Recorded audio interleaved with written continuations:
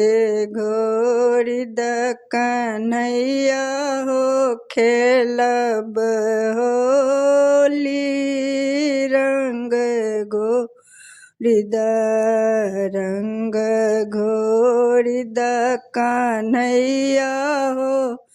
खेलब होली रंग घोरी द किनका के पहिरन पियर पीताम्बर किनका के पहिरन पियर पीताम्बर किनका के पहिरन चिर चोली रंग घोरी द कन्हैया हो खेलब होली रंग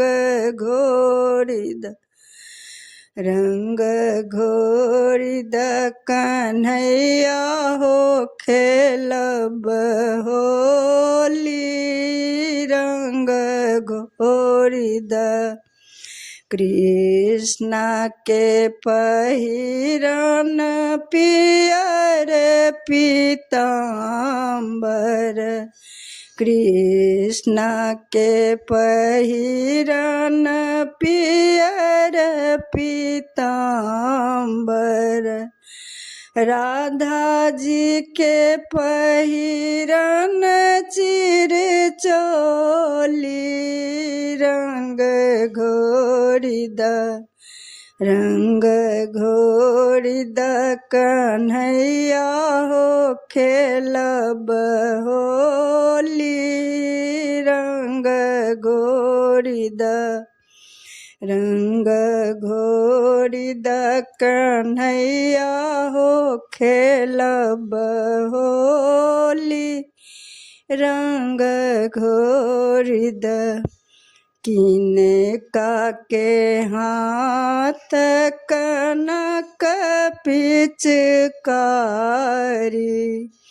किनका के हाथ कनक पिचकारी किनका के हाथ अबीर झोली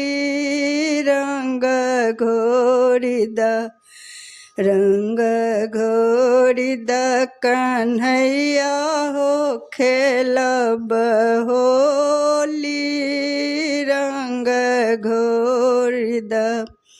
कृष्णा के हाथ कनक पिचकारी कृष्ण के हाथ कनक पिचकारी राधा के हाथ अबीर झोली रंग घोरी द कन्हैया हो खेलब होली रंग घोरी द कन्हैया हो खेलब होली रंग घोरी द किनका के भोजन पूरी जिलेबी किनका के भोजन पूरी जिलेबी किनका के भोजन मक्खन मिश्री रंग घोरी द कन्हैया हो खेलब होली रंग घोरी द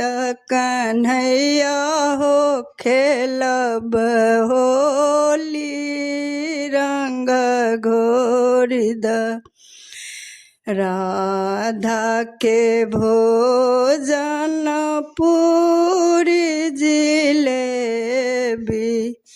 राधा के भोजन पूरी जिलेबी,